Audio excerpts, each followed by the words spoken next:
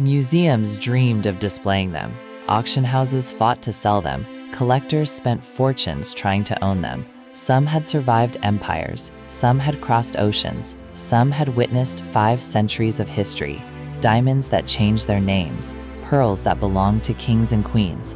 Emeralds admired by generations. Yet somehow, every one of them ended up belonging to a single woman. The question is, who was she, and how did she build what many experts consider the greatest private jewelry collection Hollywood has ever known? Her name was Elizabeth Taylor. To the world, she was one of the greatest actresses Hollywood had ever produced. But behind the glamour, behind the cameras, and beyond the red carpets, another story was quietly unfolding. A story not about fame, but about history. Elizabeth didn't simply admire beautiful jewelry. She believed every extraordinary jewel carried a soul. Every diamond had witnessed another lifetime. Every pearl had crossed generations. Every gemstone held memories that deserved to be preserved, not hidden away inside a vault. Everything changed in 1962, during the filming of Cleopatra. It was there that she met Richard Burton. Their connection was immediate, passionate, and impossible to ignore. Although both were married at the time, their relationship quickly became one of the most talked about romances in the world. They would marry, divorce, marry again, and separate once more. But despite everything, their love story would become as legendary as the jewels it inspired. Richard Burton never believed ordinary gifts could express extraordinary love. Instead of flowers or expensive presents, he searched the world for treasures unlike anything anyone else could own. Not because they were valuable, but because they already had remarkable stories. Ancient pearls that had belonged to royalty, historic diamonds admired across continents, emeralds created by history's greatest jewelry houses. Every gift he placed into Elizabeth's hands had already lived an incredible life, long before it ever reached Hollywood. Elizabeth often said she never truly believed she owned these masterpieces. She believed she was simply their temporary guardian, responsible for protecting them before they continued their journey through history. To her, their greatest value wasn't measured in carats or price tags. It was measured in the stories they carried. But what made these jewels so extraordinary wasn't simply their beauty. It was where they had been, who had worn them, the empires they had survived, and the unbelievable journeys that eventually brought them into the hands of one woman. And those stories are even more extraordinary than you could possibly imagine. Beyond jewels. If Richard Burton had chosen flowers, the world would have forgotten them long ago. Instead, he chose something far more extraordinary. He expressed his love through history itself. Every gift he gave Elizabeth Taylor had already lived an incredible life before it ever reached her hands. Together, they weren't simply building a jewelry collection. They were assembling a museum without walls. It all began with a diamond that would eventually lose its original identity. In 1969, an extraordinary pear-shaped diamond weighing 69.42 carats appeared on the market. Cartier wanted it, wealthy collectors wanted it. Newspapers around the world followed the bidding like breaking news. Richard Burton refused to lose. After one of the most famous bidding wars in jewelry history, he purchased the diamond for Elizabeth Taylor for more than $1 million, an astonishing amount at the time. Before Burton could even take it home, Cartier displayed the stone in its Fifth Avenue boutique, where thousands of people lined up simply to admire it through the glass. But once Elizabeth wore it, something remarkable happened. The world slowly stopped calling it the Cartier diamond. From that moment forward, it became the Taylor-Burton diamond. Very few jewels ever change their names. Even fewer are renamed after the person who wears them. And somehow, this still wasn't the most extraordinary treasure Elizabeth Taylor would ever own. Because the next story had already survived 5 centuries before it ever reached Hollywood. For Valentine's Day, Richard Burton searched for something no modern jeweler could ever create. He found La Peregrina, one of the most legendary pearls in human history. Discovered in the Gulf of Panama during the 16th century, this extraordinary pearl passed through the hands of Spanish kings, Queen Mary I of England, and generations of European royalty. It appeared in royal portraits painted centuries before photography existed. Burton wasn't simply buying a pearl, he was buying 500 years of history. Elizabeth later asked Cartier to redesign La Peregrina into a magnificent necklace surrounded by diamonds, rubies, and additional pearls, giving the legendary gem an entirely new chapter. Years later, she laughed while telling the story of the day she thought the priceless pearl had vanished forever. After searching the entire house in panic, she discovered one of her dogs happily chewing on it. Miraculously, the pearl survived once again. Most collectors would have considered that the greatest treasure of a lifetime, but Elizabeth Taylor's collection was only becoming more extraordinary, because another gift would forever change the history of one of Italy's greatest jewelry houses. Richard Burton once joked that the only Italian word Elizabeth Taylor truly knew was Bulgari. Behind the joke was one of the most influential relationships in luxury history.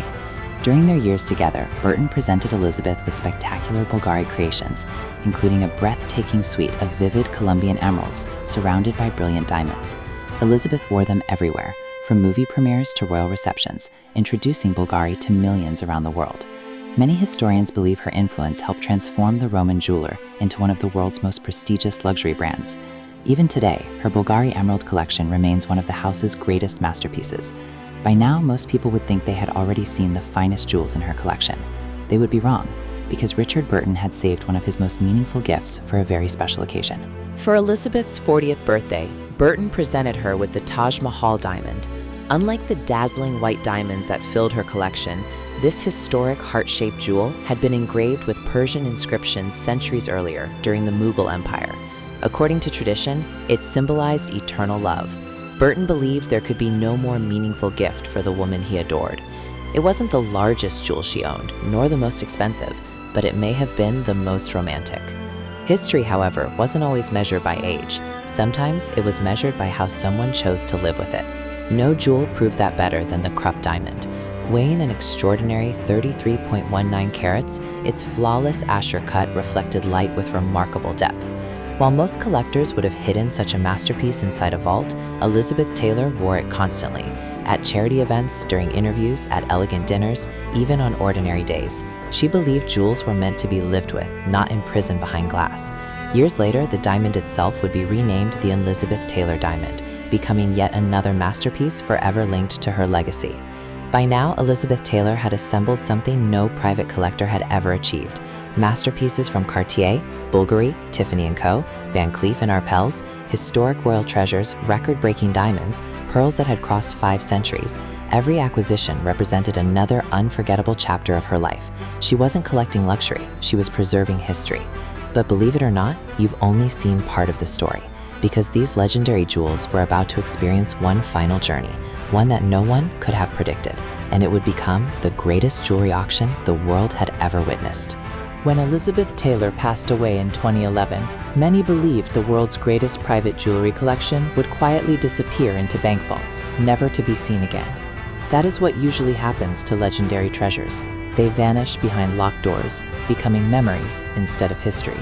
But this collection was different. Christie's announced that Elizabeth Taylor's personal jewelry collection would be auctioned in New York. Experts estimated the entire collection might sell for around $30 million. It already sounded extraordinary, but no one, not even the world's leading specialists, could have imagined what was about to happen. Months before the auction, thousands of collectors, historians, celebrities, museum curators, and jewelry enthusiasts traveled from around the world simply to see the collection. Many had no intention of buying anything. They only wanted the chance to stand a few feet away from jewels they had admired for decades. The exhibition felt less like an auction preview and more like a museum celebrating love, history, craftsmanship, and one extraordinary life. Then the bidding began. One masterpiece after another appeared beneath the auction lights. La Peregrina once again captured the world's attention. The Bulgari emeralds ignited fierce competition. Historic Cartier creations, exceptional diamonds, royal treasures, and unforgettable masterpieces shattered estimate after estimate. Every strike of the auctioneer's hammer seemed to rewrite history. Prices climbed higher, records disappeared, expectations became meaningless. When the final lot was sold, the impossible had happened. A collection expected to achieve around $30 million had sold for more than $115 million, becoming the most valuable private jewelry collection ever auctioned. But the true story wasn't about the money. Collectors weren't simply buying diamonds. They were buying history. They were buying memories. They were becoming the next guardians of stories that had already survived centuries. A pearl that had belonged to kings would continue its journey with a new owner. An emerald that once illuminated Hollywood would begin another chapter. A diamond that had changed its name would continue changing lives. Elizabeth Taylor had always believed she was only a temporary guardian of these treasures. In the end, she was right. Every masterpiece continued its journey, carrying her story alongside its own. Perhaps that is what made Elizabeth Taylor different from every other collector. She understood that a jewel's greatest value is never measured by its price. Diamonds can always be larger, emeralds can always be rarer, pearls can always become more valuable, but stories can never be replaced. Once a jewel becomes part of a remarkable human life, it gains something no mind can produce and no jeweler can create. It gains immortality. Today, the Taylor Burton diamond, La Peregrina, the Bulgari emeralds, the Taj Mahal diamond, the Elizabeth Taylor diamond, and countless other masterpieces continue to inspire collectors around the world.